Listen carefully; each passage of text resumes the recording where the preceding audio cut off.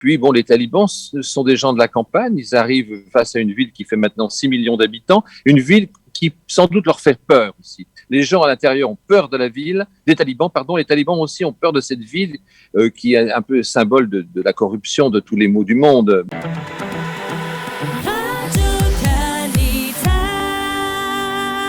La victoire des talibans en Afghanistan a choqué le monde entier qui se demande ce qui va se passer dans ce pays où la guerre règne depuis des décennies. Pour en parler ce matin, je reçois Jean-Pierre Perrin, journaliste, écrivain, spécialiste du Proche-Orient et surtout de l'Afghanistan où il a passé beaucoup de temps. Jean-Pierre Perrin, bonjour, merci d'avoir accepté mon invitation. Bonjour. Alors, en 2003, vous avez publié Jour de poussière, chose vue en Afghanistan, un récit de vos voyages dans ce pays, des rencontres avec le commandant Massoud, la découverte des talibans. En 2016, un second ouvrage sur ce pays, Le djihad contre le rêve d'Alexandre, aux éditions du Seuil, qui prévoit en quelque sorte les événements actuels. Alors, ma première question est de savoir si, selon vous, la situation était inéluctable ou pas. Est-ce qu'on pouvait empêcher les talibans de reprendre le pouvoir ? À ce moment-là, non. Une quinzaine d'années plus tôt, oui, bien sûr. Les talibans n'étaient pas une fatalité pour l'Afghanistan. Ils auraient pu être qu'une parenthèse entre 1996 et 2001. Ils n'ont pas été qu'une parenthèse. Ils sont maintenant revenus au pouvoir. C'était possible de les en empêcher dans les premières années après leur chute en 2001. Mais là, ces dernières années, non. Leur victoire était absolument inexorable. Ils allaient un jour ou l'autre prendre Kaboul, mais peut-être qu'ils n'auraient pas dû le prendre aussi rapidement.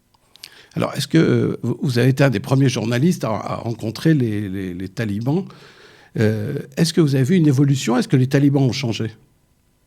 Oui, bien sûr. En 1996, les talibans n'obéissent qu'à un seul homme, c'est-à-dire Mollah Omar, le célèbre Mollah borgne, petit mollah de village, très inspiré, très mystique, mélangeant mysticisme et stratégie, qui est considéré un peu comme un Mahdi, comme un successeur du prophète, un rédempteur venu à nouveau reprendre la mission pour corriger tout ce qui n'allait pas en Afghanistan. D'ailleurs, il s'est paré du titre de commandeur des croyants très très vite, dès 1996. Il a même sorti une cape attribuée au prophète qui se trouvait dans un sanctuaire de Kandahar. Donc, il était un personnage assez messianique.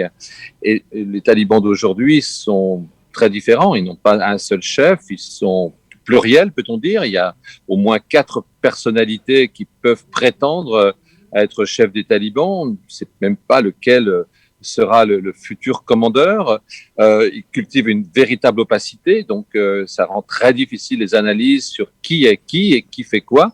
Donc ce ne sont plus les mêmes talibans. Et ils ont perdu ce côté obéissance absolue à un seul homme. Vous voyez, une sorte de pluralisme maintenant à l'intérieur de la direction des talibans, même si leur bagage idéologique est le même pour tous les 3 ou pour tous les 4.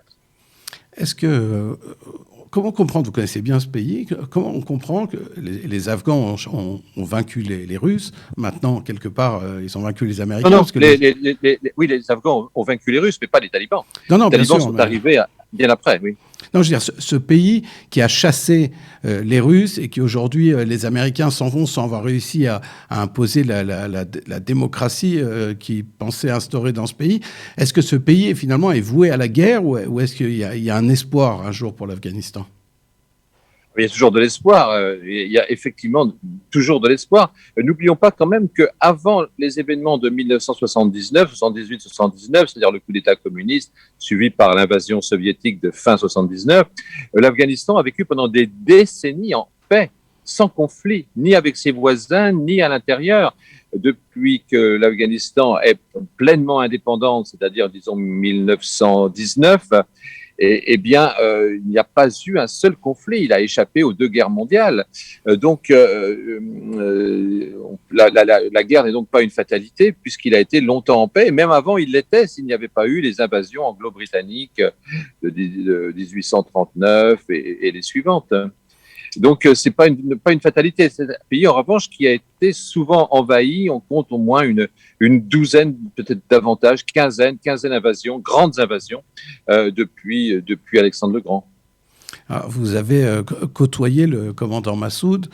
Vous connaissez bien donc cette région, la région où il vivait. On sait que son fils, aujourd'hui, tente une forme de rébellion contre les talibans. Est-ce que vous pensez qu'il a une chance de gagner ou de prendre la place mythique qu'avait son père? Non, de gagner certainement pas. Alors, il peut faire effectivement une résistance pendant un certain temps à l'intérieur de la vallée d'une Panchir, qui est une vallée difficile à conquérir parce que le goulet d'entrée de la vallée est très étroit. Massoud lui-même, pour protéger sa vallée au moment de la première victoire des talibans, donc en 1996, a fait s'ébouler le goulet à l'entrée, ce qui rend encore plus difficile l'entrée de la vallée. Et puis, bon, c'est une vallée donc, qui peut facilement être défendable, mais ça ne veut pas dire qu'il va pouvoir passer à l'offensive depuis la vallée. Donc, et puis les talibans sont beaucoup plus nombreux que les forces de Massoud. Alors, je ne sais pas quelles sont les quantités d'armes qu'il possède à l'intérieur de la vallée. La vallée peut être autosuffisante à certains temps. On dit qu'il a 6000 hommes.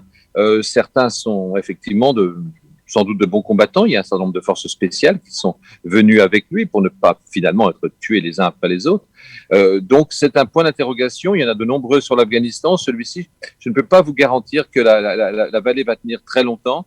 En même temps, on voit bien que Massoud, le fils Massoud, cherche à négocier quand même. Donc il n'y a pas que l'option militaire qu'il a retenue. Est-ce qu'on peut imaginer que les changements chez les talibans peuvent amener finalement une place plus importante dans la société afghane pour les femmes que celle qu'ils avaient donnée il y a 20 ans? Est-ce que vous pensez qu'on pourra arriver à un gouvernement taliban qui serait finalement reconnu par la communauté internationale? On peut arriver à ça parce que la Chine, la Russie, le Pakistan, l'Iran sont disposés à aider les talibans, à leur donner leur chance, à coopérer avec eux. Le Pakistan est plutôt content, et même très content de la victoire des talibans, qui sont ses alliés. Le Pakistan a toujours soutenu les talibans, encouragé à leur création. Et c'est Benazir Bhutto, d'ailleurs, qui est à l'origine, non pas de la création des talibans, mais du soutien massif financier, avec des armes, des entraîneurs, des camps d'entraînement, une logistique. Tout ça, les talibans le doivent à Benazir Bhutto et à ses successeurs. Oui, j'ai perdu un peu le sens de votre question.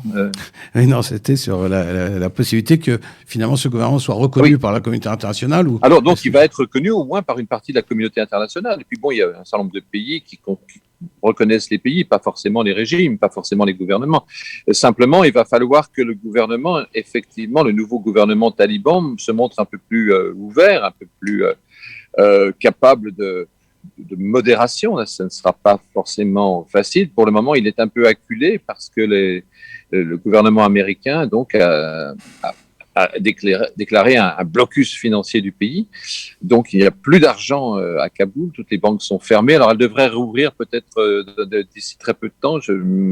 À voir. Et les ONG, du coup, ne peuvent pas financer leurs activités et payer leurs salariés, leurs employés. Donc, pour le moment, la situation est gravissime avec un risque de pénurie alimentaire. Alors, donc, les talibans sont sensibles quand même à ça, même s'ils ne cherchent pas forcément à contenter la population. Ils vont devoir atténuer forcément leur position, ne serait-ce que pour des raisons financières, économiques.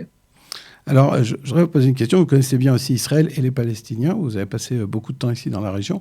Est-ce que le soutien du Hamas au régime taliban, est-ce que ça va porter un coup à l'aide, peut-être aux relations américaines qui sont en train de se renouer entre les Palestiniens et la nouvelle administration américaine? Je crois que la cause palestinienne n'est pas une des préoccupations premières des talibans. Les talibans sont un mouvement fondamentaliste, beaucoup plus qu'islamiste, c'est un mouvement nationaliste, même si à l'intérieur de leur hiérarchie, il y a des gens qui sont proches d'Al-Qaïda, mais je ne crois pas qu'ils représentent la majorité de la direction des talibans. Donc, la préoccupation pour le moment, disons, de la frange majoritaire, la partie majoritaire de la direction des talibans, c'est plutôt de conforter leur pouvoir à l'intérieur du pays, de s'assurer un petit peu d'avoir des frontières extrêmement étanche pour ne pas permettre aucun mouvement de guérilla d'être financé de l'extérieur. De toute façon, la Russie s'y est opposée, on l'a vu. L'Ouzbékistan et le Tadjikistan sans doute aussi. Donc, la préoccupation est pour le moment intérieure. Alors, est-ce que dans les prochaines années, parce on peut tabler sur une présence forcément assez longue des talibans, est-ce qu'ils vont changer? Ça, on ne peut pas le dire, mais pour le moment, on n'en est pas là. Alors, une question plus personnelle, peut-être, Jean-Pierre, vous avez passé beaucoup de temps en Afghanistan. C'est un pays que, à vous lire, vous aimez beaucoup. Est-ce que vous imaginez pouvoir un jour y retourner? Est-ce que vous avez envie d'y retourner? Qu'est-ce que vous gardez de ce pays? Ah oui, j'ai beaucoup envie d'y retourner, évidemment. J'ai vu la chute de Kaboul lorsque Kaboul était entre les mains des communistes et que les Moudjahidines l'ont pris. D'ailleurs, ça s'est fait également sans effusion de sang. La ville est tombée. Les Moudjahidines sont rentrés dans la ville comme dans du beurre. Pareillement, en 2006, en 1980, pardon, la première fois en 1992, du temps du régime communiste, donc les Moudjahidines ont pris la ville sans quasiment un coup de feu. C'est pareil en 1996, lorsque Massoud se retire sans livrer combat, aux talibans qui commencent à encercler la ville. Et là, nous avons le troisième scénario qui ressemble étrangement aux deux précédents. Oui, alors donc, oui, bien sûr, j'ai envie de voir les nouveaux talibans.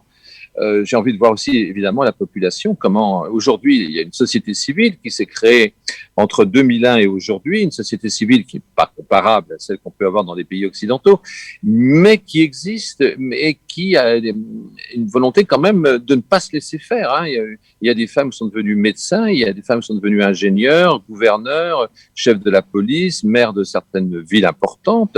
Alors, certaines vont partir, évidemment, pour fuir les menaces, certaines sont obligées de rester ou veulent rester. Donc, ces gens-là ne vont pas forcément se laisser faire. Alors, est-ce qu'ils vont pouvoir s'opposer aux talibans? Sans doute pas, mais on peut espérer quand même une certaine résistance. Et puis, bon, les talibans sont des gens de la campagne. Ils arrivent face à une ville qui fait maintenant 6 millions d'habitants, une ville qui sans doute leur fait peur aussi. Les gens à l'intérieur ont peur de la ville, des talibans, pardon, les talibans aussi ont peur de cette ville qui est un peu symbole de la corruption, de tous les maux du monde, mais en même temps, elle les inquiète. Donc, tout est joué, puisque les talibans ont pris tous les pouvoirs, mais rien n'est encore sûr. Alors, je vais poser une question. Lors de vos séjours en Afghanistan, vous avez rencontré les derniers juifs d'Afghanistan, ou les traces d'une présence juive dans cette région. Est-ce que vous savez ce qui se passe? On parle il ne resterait plus qu'un seul juif sur place. Est-ce que vous pensez que à l'avenir, un jour, on peut imaginer un jour que l'Afghanistan pourrait nouer des liens avec Israël, par exemple? Pas pour le moment, non. Non. Les talibans n'auront jamais aucun lien avec Israël, même si certains chercheurs n'excluent pas que les Pashtuns, dont font partie évidemment les talibans sont essentiellement à 90% des Pashtuns, même s'il y a une vieille histoire, une vieille légende, oui, que les Pashtuns sont d'origine. Les Pashtuns sont la 12e tribu perdue d'Israël, mais non, ça je n'y crois pas du tout. Les talibans sont pas forcément antisémites, hein, mais en tout cas, ils sont très, très hostiles à Israël, même si c'est pas, encore une fois, Israël n'est pas leur priorité. Je vous remercie beaucoup, Jean-Pierre Perrin, pour ces explications, et je vous souhaite de pouvoir retourner en toute sécurité, couvrir l'actualité en Afghanistan. Merci, Jean-Pierre. Merci à vous.